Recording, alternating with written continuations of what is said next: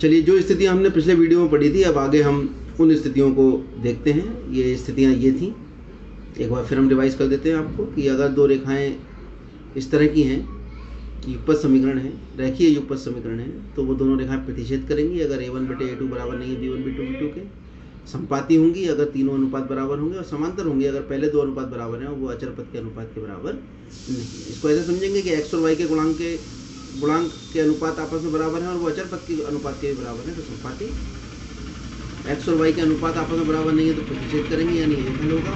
और अगर x और y के अनुपात बराबर हैं और वो अचर पद के अनुपात के बराबर नहीं है तो रेखाएं समांतर होंगी, इनका विलोम भी सत्य होगा। चलिए देखते हैं इनका किस तरह से हम उपयोग करते हैं। ग्राफ द्वारा जांच करना है कि दिए गए समीकरण ये संगत है। संगत क्या होता है? संगत वो समीकरण होते हैं जिनके या तो अनेक हल निकल आए या एक हल निकल आए, यानी या तो उनके द्वारा निरूपित ग्राफ में जो रेखाएं आएंगी वो एक दूसरे के संपाती होंगे या प्रतिच्छेद करेंगे। अगर समांतर है तो संगत नहीं है। चलिए, x + 3y = 6 है, इसको हम y का मान x के पदों में निकालेंगे तो x लिख लिया ऊपर, ये आ जाएगा 6 - x/3, और दूसरे समीकरण में x लिखेंगे ये सारणी बनाकर, और y का मान निकालेंगे तो कितना निकलेगा यहाँ पर, इसको इधर ले जाइए, 2x - 12/। अब यहाँ x का मान 0 रखिए, जब x का मान 0 रखेंगे तो y का मान 2 निकल आया।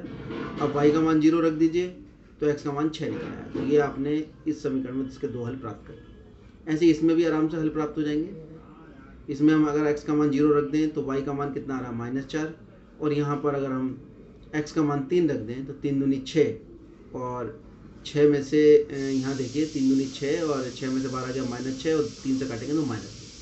तो इस समीकरण के भी 2 हल हमने प्राप्त कर लिए और इस समीकरण के भी 2 हल हमने प्राप्त कर लिए। यहाँ पर हमें बिंदु प्राप्त हुआ 0,2, 6,0 पहले समीकरण के लिए, और यहाँ बिंदु प्राप्त हुआ है 0,-4 और 3,-2, जिन्हें हम हल भी कहते हैं दूसरे समीकरण के लिए। इसका नाम हमने ए और बी बिंदु रख लिया और इसका नाम हमने पी और क्यू बिंदु रख लिया। आइए ग्राफ में हम जब इन्हें निरूपित करेंगे तो ये ग्राफ है, इसमें हम देख रहे हैं 0,2 ये बिंदु होगा, 6,0 ये होगा, ये हमने जोड़ लिया। एक 6,0 आया था और एक 3,-2 आया था। अब हमने इनको पीछे मिलाया तो ये हमारे पास देख रहे हैं कि एक दूसरे को बिंदु किस बिंदु पर काट रहे हैं, 6,0 पर दोनों रेखाएं एक दूसरे को काट रही हैं। उदाहरण 5 में हमने देखा कि ग्राफ द्वारा ज्ञात करना है निम्नलिखित समीकरणों के युग्म के हल नहीं है। अर्थात हल कैसे हैं? अद्वितीय हल हैं, अपरिमित रूप से अनेक हल हैं। हमने इन तीनों में से कोई एक स्थिति होनी चाहिए, वही हमें ज्ञात करनी कि स्थिति है क्या, कि समीकरण युग्म के कोई हल नहीं है, अद्वितीय हल है या अपरिमित हल है। ये हमारे पास युगपत समीकरण दे रखी है, कोई बात नहीं। यहाँ पर हम देख रहे हैं यहाँ बटे में 5 है तो 5 यहाँ एलसीएम ले लीजिए, एलसीएम लेके इधर 0 में चला जाएगा, ठीक है। या इसने 3/5 से गुणा किया, आप ऐसा भी कर सकते हो कि 3/5 से गुणा कर लीजिए, तो ये समीकरण आपके पास आ जाएगा। हम देख रहे हैं दोनों समीकरण एक ही हैं। जब दोनों समीकरण एक ही हैं तो फिर जब हम इन्हें अंकित करेंगे तो दोनों एक के ऊपर एक रेखाएं आएंगी, संपाती रेखाएं आएंगी, अर्थात इनके कितने हल आने चाहिए, अपरिमित रूप से अनेक हल। इसका उत्तर हो जाएगा। क्यों हो जाएगा? क्योंकि दोनों रेखाएं एक ही समीकरण को निरूपित कर रही हैं। उदाहरण नंबर 6 देखते हैं कि चंपा एक सेल में कुछ पैंट और स्कर्ट खरीदने गई, और जब उसकी सहेलियों ने पूछा कि प्रत्येक के कितने नग खरीदे तो उसने उत्तर दिया कि स्कर्ट की संख्या खरीदी गई पैंटों की संख्या से की दुगनी से 2 कम है। स्कर्ट की संख्या खरीदी गई पैंटों की संख्या की 4 गुनी से भी 4 कम है। 2 स्थितियां उसने बताई। अब सहेलियों की यह जानने में आपको सहायता करनी है कि चंपा ने कितनी पैंट और कितनी स्कर्ट खरीदी। क्या थी पहली स्थिति?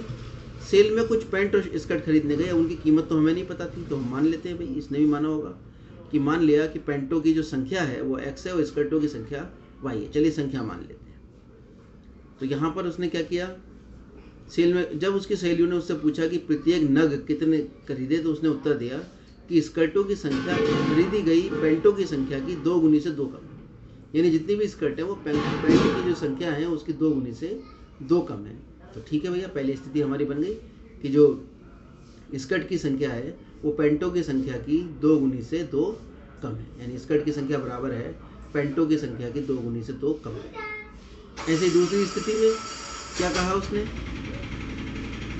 दूसरी स्थिति में उसने कहा कि स्कर्टों की संख्या खरीदी गई पैंटों की संख्या की 4 गुनी से 4 कम। यानी अब स्कर्टों की संख्या खरीदी गई पैंटों की संख्या की 4 गुनी से 4। ये 2 समीकरण हमारे पास आ गए। अब इनका हल निकालना है हमें, बहुत आसान है इनका हल निकालना। हम पहले यहाँ पर x और इसमें y का मान नीचे लिख दिया हमने। पहले वाले समीकरण का हल लाने के लिए पहले हमने x का मान यहाँ 2 रखा, तो 2 दूनी 4 माइनस 2 आ गया y का मान। अब x का मान यहाँ 0 रखो तो y का मान यहाँ -2 निकल आएगा। ऐसी दूसरी समीकरण में x का मान 0 रखिए तो y का मान -4 आ जाएगा, और x का मान 1 रखोगे तो y का मान 0 आ जाएगा। यहाँ से बिंदु निकल रहा है 2, 2 और 0, -2, और यहाँ से बिंदु निकल रहा है 0, -4 और 1, 0। इनको हमने ग्राफ में लगाया और हम देख रहे हैं ये दोनों एक दूसरे को 1, 0 बिंदुओं पर रेखाएं काट रही हैं। इसका मतलब इनका हल है 1, 0, यानी उसने 1 x का मान 1 और y का मान 0। y क्या था? स्कर्टों की संख्या, यानी उसने एक भी स्कर्ट नहीं खरीदी, और पैंट कितनी थी? 1, यानी उसने पैंट 1 खरीदी होगी, क्योंकि x को हमने पैंट माना था। यहाँ देखिए दोनों रेखाएं बिंदु 1, 0 पर प्रतिच्छेद करती हैं, इसलिए x बराबर 1 और y बराबर 0 समीकरण युग्म के अभीष्ट हल हैं। अतः उनके द्वारा खरीदी गई पैंटों की संख्या 1 है, इसलिए उसने कोई स्कर्ट नहीं खरीदी। ये प्रश्नावली है 3.2, इसको हम आपको कल बताएंगे। आज आप जितना हमने ये बताया है और जो हमने स्थितियां बताई हैं, उन स्थितियों को अपनी कॉपी में नोट कर आप समझ लें और इन उदाहरणों को ग्राफीय रूप में हल करें। धन्यवाद।